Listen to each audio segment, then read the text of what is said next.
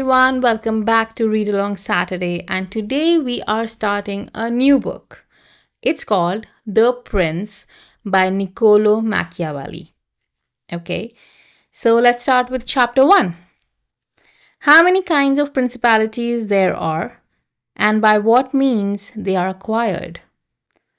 All states, all powers that have held and hold rule over men have been and are either republics or principalities. Principalities are either hereditary, in which the family has been long established, or they are new. The new are either entirely new, as was Milan to Francesca Sforza, or they are, as it were, members annexed to the hereditary state of the prince who has acquired them, as was the kingdom of Naples to that of King of Spain. Such dominions, thus acquired, are either accustomed to live under a prince or to live in freedom, and are acquired either by the arms of the prince himself or of others, or else by fortune or by ability. Chapter 2. Concerning hereditary principalities. I will leave out all discussion on republics, inasmuch as in another place I have written of them at length, and will address myself only to principalities. In doing so, I will keep to the order indicated above, and discuss how such principalities are to be ruled and preserved. I say at once, there are fewer difficulties in holding hereditary states and those long accustomed to the family of their prince than new ones.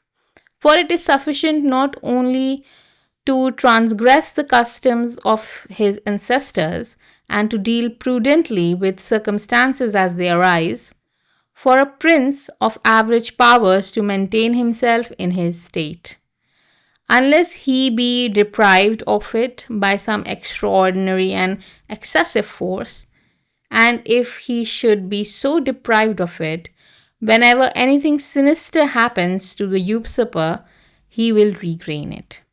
We have in Italy, for example, the Duke of Ferrara, who could not have withstood the attacks of the Vetinians in 84, nor those of the Pope Julius in 10, unless he had been long established in his dominions, for the hereditary prince has less cause and less necessity to offend. Hence, it happens that he will be more loved, and unless extraordinary vices cause him to be hated, it is reasonable to expect that his subjects will be naturally well disposed towards him. And in the antiquity and duration of his rule, the memories and the motives that make for change are lost, for one change always leaves the toothing for another. Chapter 3. Concerning mixed principalities. But the difficulties occur in a new principality. And firstly, if it be not entirely new, but is, as it were, a member of a state which, taken collectively, may be called composite, the changes arise chiefly from an inherent difficulty which there is in all new principalities, for men change their rulers willingly, hoping to better themselves. And this hope induces them to take up arms against him who rules, wherein they are deceived, because they are afterwards find by experience they have gone from bad to worse. This follows also on another natural and common necessity, which always causes a new prince to burden those who have submitted to him with his soldiery and with infinite other hardships, which he must put upon his new acquisition. In this way, you have enemies in all those whom you have injured in seizing that principality. And you are not able to keep those friends who put you there because of your not being able to satisfy them in the way they expected, and you cannot take strong measures against them, feeling bound to them. For although one may be very strong in armed forces, yet in entering a province, one has always need of a goodwill of the natives. For these reasons, Louis XII, King of France, quickly occupied Milan and as quickly lost it. And to turn him out the first time, it only needed Lodovico's own forces. Because those who had opened the gates to him, finding themselves deceived in their hopes of future benefit, would not endure the ill treatment of the new prince. It is very true that, after acquiring rebellious provinces a second time, they are not so lightly lost afterwards, because the prince, with little reluctance, takes the opportunity of the rebellion to punish the delinquents, to clear out the suspects, and to strengthen himself in the weakest place. Thus, to cause France to lose Milan the first time was enough for the Duke Ludovico to raise insurrections on the borders. But to cause him to lose it second time, it was necessary to bring the whole world against him, and that his armies should be defeated and driven out of Italy, which followed from the causes above mentioned. Nevertheless, Milan was taken from France both the first and second time. The general reasons for the first have been discussed. It remains to name those for the second, and to see what resources he had and what anyone in his situation would have had for maintaining himself more securely in his acquisition than did the King of France. Now I say that those dominions which, when acquired, are added to an ancient state by him who acquires them are either of the same country and language, or they are not. When they are, it is easier to hold them, especially when they have not been accustomed to self-government. And to hold them securely, it is enough to have destroyed the family of the prince who was ruling them, because the two people, preserving in other things the old conditions and not being unlike in customs, will live quietly together, as one has seen in Brittany, Burgundy, Gascony, and Normandy, which had been bound to France for so long a time. And although there may be some difference in language, nevertheless, the customs are alike, and the people will easily be able to get on amongst themselves. He who has annexed them, if he wishes to hold them, has only to bear in mind two considerations. One, that the family of their former lord is extinguished, and the other, that neither their laws nor their taxes are altered, so that in a very short time they will become entirely one body with the old principality. But when states are acquired in a country differing in language, customs, or laws, there are difficulties, and good fortune and great energy are needed to hold them. And one of the greatest and the most real helps would be that he who has acquired them should go and reside there. This would make his position more secure and durable, as it has made that of the Turk in Greece, who, notwithstanding all the other measures taken by him for holding that state, if he had not settled there, would have not been able to keep it. Because if one is on the spot, disorders are seen as they spring up, and one can quickly remedy them. But if one is not at hand, they are heard of only when they are great, and then one can no longer remedy them. Besides this, the country is not pillaged by your officials. The subjects are satisfied by prompt response to the prince. Thus, wishing to be good, they have more cause to love him, and wishing to be otherwise, to fear him. He who would attack the state from the outside must have the utmost caution. As long as the prince resides there, it can only be wrested from him with great difficulty. The other and the better course is to send colonies to one or two places, which may be as keys to that state. For it is necessary either to do this or else to keep there a great number of cavalry and infantry. A prince does not spend much on colonies, for with little or no expense he can send them out and keep them there, and he offends a minority only of citizens from whom he takes lands and houses to give them the new inhabitants. And those whom he offends, remaining poor and scattered, are never able to injure him, whilst the rest, being uninjured, are easily kept quiet, and at the same time are anxious not to err from fear it should happen to them, as it has to those who were despoiled. In conclusion, I say that these colonies are not costly, they are more faithful, they injure less, and the injured, as he has been said, being poor and scattered, cannot hurt. Upon this, one has to remark that men ought either to be treated or crushed, because they can avenge themselves of lighter injuries, of more serious ones they cannot. Therefore, the injury that is to be done to a man ought to be of such kind that one does not stand in fear of revenge.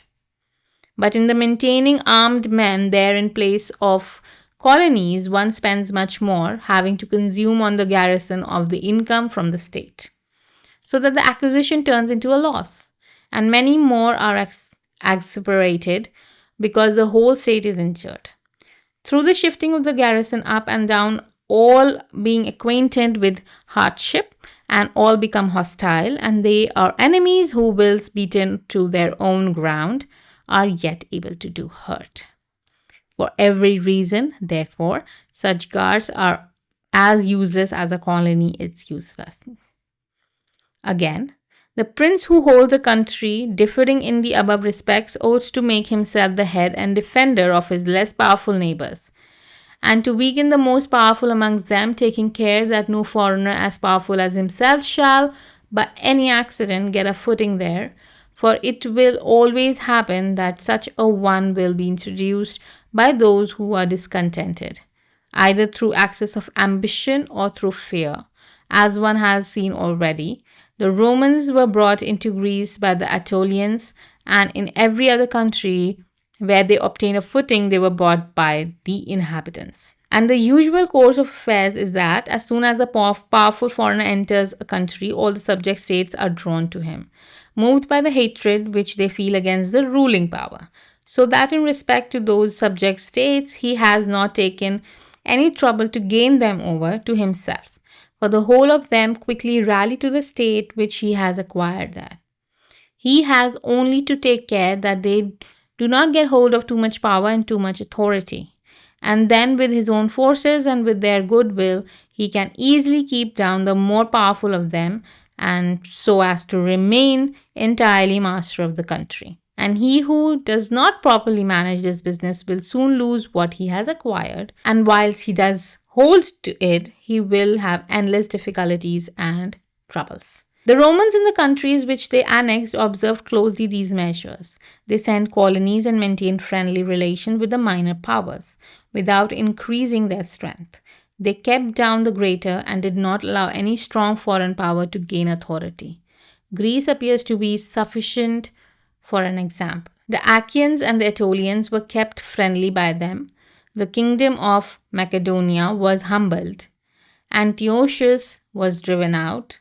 Yet the merits of the Achaeans and Aetolians never secured for them permission to increase their power. Nor did the persuasions of Philip ever induce the Romans to be his friends without first humbling him.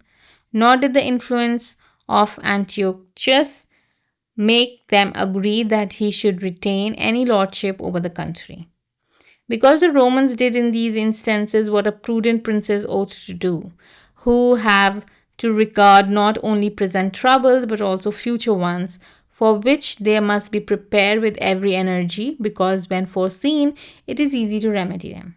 But if you wait until the reproach, the medicine is no longer in time, because the malady has become incurable, for it happens in this, as the physicians say it happens in hectic fever, that in the beginning of the malady it is easy to cure but difficult to detect, but in the course of time, not having been either detected or treated in the beginning, it becomes easy to detect but difficult to cure. This it happens is affairs of states, for when the evils that arise have been foreseen, which it only given to a wise man to see, they can be quickly redressed, but when through not having been foreseen, they have been permitted to grow in a way that everyone can see them, there is no longer a remedy.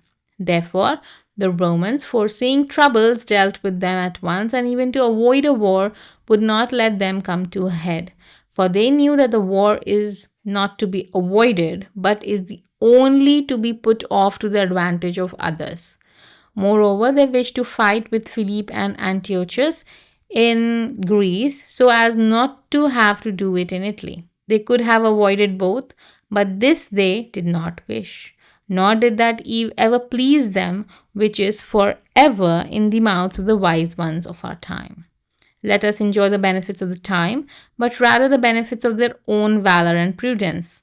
For time derives everything before it, and is able to bring with it good as well as evil, and evil as well as good. But let us turn to France and inquire whether she has done any of the things mentioned.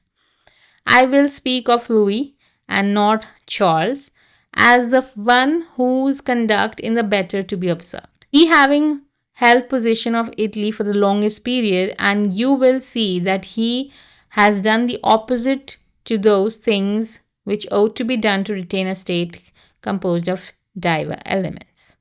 King Louis was brought into Italy by the ambition of Venetians, who desired to obtain half the state of Lombardy by his intervention.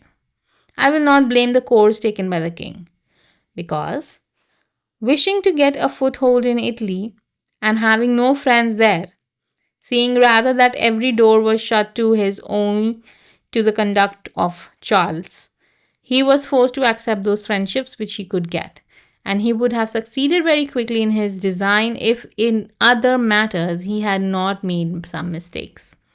The king, however, having acquired Lombardy, regained at once the authority which Charles had lost. Genoa yielded, the Florentines became his friends, the Marquis of Mantua, the Duke of Ferrara, the Bentivoglii, my Lady of Forli, the Lords of Faenza, of Pesaro, of Rimini, of Camerino, of Piombino, the Luches, the Pisans, the Sinis, everybody made advances to him to become his friend. Then could the Venetians realize the rashness of the course taken by them, which, in order that they might secure 2 towns in Lombardy, had made the king master of the 2/3 of Italy. Let anyone now consider with what little difficulty the king could have maintained his position in Italy had he observed the rules above laid down, and kept all his friends secure and protected. For although they were numerous, they were both weak and timid, some afraid of church, some of Venetians, then thus they would always have been forced to stand in with them. And by their means he could easily have made himself secure against those who remained powerful. But he had no sooner in Milan that he did the contrary of assisting Pope Alexander to occupy the Romagna. It never occurred to him that by his action he was weakening himself, depriving himself of friends and of those who had thrown themselves into his lap, whilst he aggrandized the church by adding some temporal power to the spiritual, thus giving it greater authority. And having committed this prime error, he was obliged to follow it up, so much so that to put an end to the ambition of Alexander and to prevent his becoming the master of Tuscany, he was himself forced to come into Italy. And as if it were not enough to have aggrandized the church and deprived himself of friends, he, wishing to have the kingdom of Naples, divides it with the king of Spain, and where he was the prince arbiter in Italy, he takes an associate, so that the ambitious of that country and the malcontents of his own should be somewhere to shelter. And whereas he could have left in the kingdom his own pensioner as king, He drove him out to put a one there who was able to drive him, Louis, out in turn. The wish to acquire is to truth very natural and common, and men always do when they can. And for this they will be praised, not blamed. But when they cannot do so, yet wish to do so by any means, then there is folly and blame. Therefore, if France could have attacked Naples with her own forces, she ought to have done so. If she could not, then she ought not to have divided it. And if the partition which she made with the Venetians in Lombardy was justified by the excuse that by it she got a foothold in Italy, this other partition merited blame, for it had not the excuse of that necessity. Therefore, Louis made these five errors. He destroyed the minor powers, he increased the strength of one of the greater powers in Italy, he brought in a foreign power, he did not settle in the country, he did not set colonies. Which errors, had he lived, were not enough to injure him that he not made a sixth by taking away the dominions from the Venetians, because had he not aggrandized the church, nor brought Spain into Italy, it would have been very reasonable and necessary to humble them. But having first taken these steps, he ought never to have consented to their ruin, for they, being powerful, would always have kept off others from the designs of Lombardy, to which the Venetians would never have consented except to become masters themselves there. Also because the others would not wish to take Lombardy from France in order to give it to Venetians, and to run counter to both they could not have had the courage. And if any one should say, King Louis yielded to Romagna to Alexander and the kingdom to Spain to avoid war, I answer for the reasons given above that a blunder ought never to be perpetrated to avoid war, because it is not to be avoided, but only deferred to your disadvantage. And if another should allege the pledge which the king had given to the pope that he would assist him in the enterprise in exchange for the dissolution of his marriage and for the cap to Rouen, to that I reply that I shall write later on concerning the faith of princes and how it ought to be kept. Thus, King Louis lost Lombardy by not having followed any of the conditions observed by those who had taken possession of the countries and wished to retain them. Nor is there any miracle in this, but much that is reasonable and quite natural. And on these matters I spoke to Nantes with Rouen, when Valentino, as Cesare Borgia, the son of Pope Alexander, was casually and usually called, occupied the Romagna, and on Cardinal Rouen observing to me that the Italians did not understand war, I replied to him that the French did not understand statecraft, meaning that otherwise they would have not have allowed the church to reach such greatness. And in fact, it has been said that the greatness of the church in Spain, in Italy, has been caused by France, and her ruin may be attributed to them.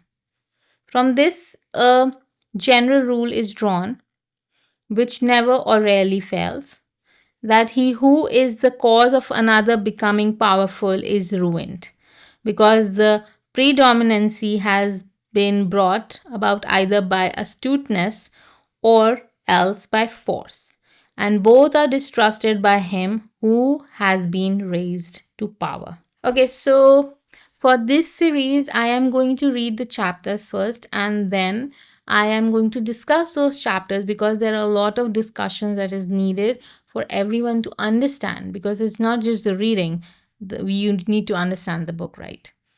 So, The Prince by Niccolò Machiavelli, chapter by chapter analysis. We have read 3 chapters, and let me do a chapter by discussion for them. So the first chapter was really simple, right? It was like, it briefly describes what the book is about. It describes the different types of states, principalities, and republics. Then they say that they are just going to focus on the principalities and then characterizes it into heredity or new. It sets the stage for the rest of the book by establishing different forms of political power Machiavelli will analyze. Now, moving on to the second chapter. Again, the second chapter was really short and really easy. The second chapter essentially argues the hereditary principalities are much easier to maintain than the new ones. Few points. Ease of maintenance is that a hereditary prince needs only to avoid disturbing the established order to adapt to unforeseen events. As long as he does that, he is likely to retain the state. Second is affection and loyalty. The hereditary ruler is naturally more loved because people are accustomed to his family rule. And the longer rule, it gives the impact of a legacy. Okay, fewer reason to offend. Since he does not need to establish a new order, he does not inflict injuries or does not offend people's beliefs. It just has to keep going as it was and avoid rebellion. Now, the example that was taken was of Duke of Ferrara, right?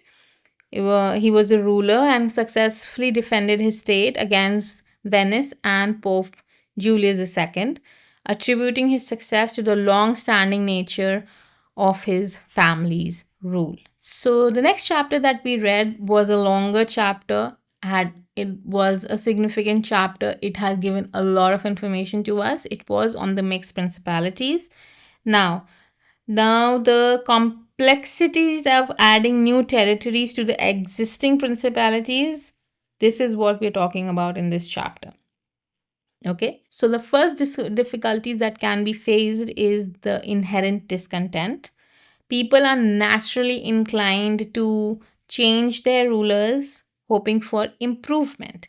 This often leads them to take up arms against the current lord, only to find out that the new ruler might be worse. This is a fundamental challenge for a prince who adds new territory. Second is necessity of offending. When acquiring new territories, a prince must inevitably offend the new subjects, both those he disarms and the ones he injures by occupying the land with his troops. He also cannot fully satisfy those who helped him gain power, leading to dissatisfaction. Third is ease of loss. Because of the above point, newly acquired territories are easily lost, especially the first time.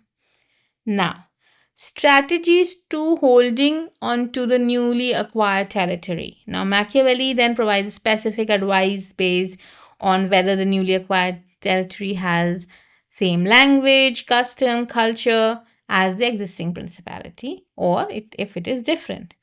Now, when let's discuss when it has the same language and customs. The example that was taken was of province in Italy acquired by an Italian province. So it is easier to hold because there is no language bar. There is no like a cultural change. So it is accustomed to freedom, right?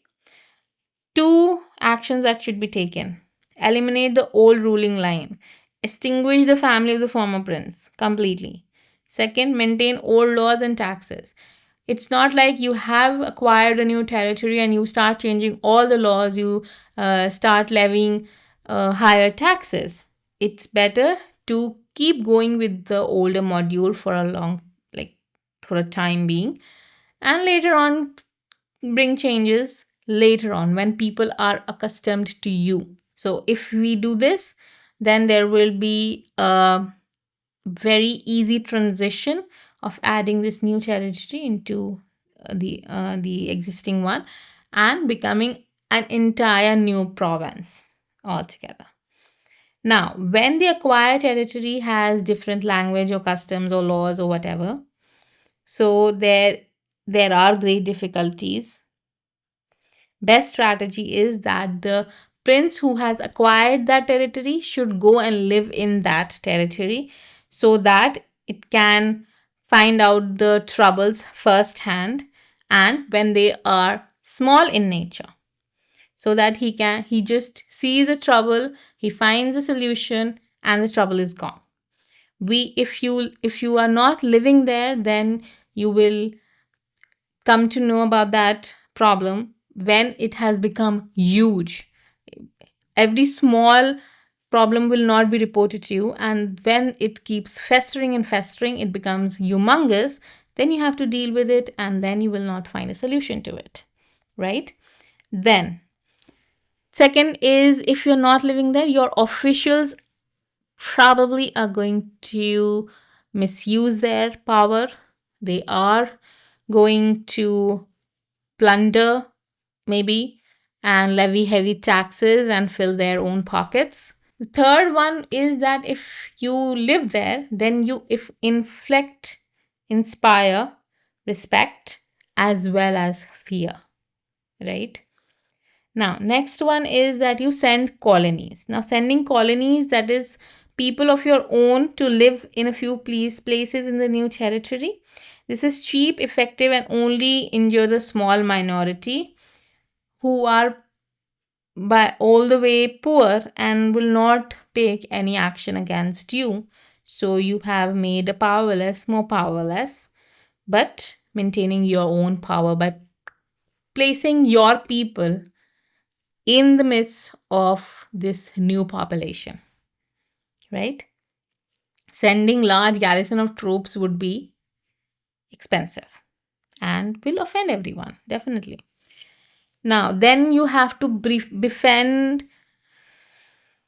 Now, then you have to befriend lesser powers and weaken strong ones. Win over your less powerful neighbors, and like that, you will increase your own power. Prevent foreign powers from gaining influence. You have to be very vigilant when you are acquiring a new territory. You have to go and rule it and not use another foreign power to rule it, because then there will be a time when that foreign power will actually capture the territory and you're going to lose. So, few examples that Machiavelli gives us in this chapter. One is how he praises the Romans as the master of this strategy. They sent colonies, befriended weaker powers without increasing their strength, suppressed stronger ones, and prevented powerful outsiders from gaining influence. Next example he gives is of King Louis the 12th. The second example that he gives is of King Louis the 12th of France and his 5 errors in Italy, right? Machiavelli tells you about the failures in Italy as a cautionary tale. Yeah? The 5 critical mistakes King Louis made was destroyed the lesser power, Venetians, increase the power of an already powerful one, the church, Pope Alexander, brought in a powerful foreigner, Spain, did not reside in Italy, did not send colonies. These errors led him to lose Lombardy twice. So, I think this module we are going to follow for The Prince by Niccolò Machiavelli as we read the chapters and then we discuss the chapters, because it is very important to understand this book. It's a non-fiction, it is a real story, and the learnings that we are going to discuss with this book we can apply in our present day life, especially professionals who can use the strategic thinking, the foresight, and everything more that we are going to discuss with this book.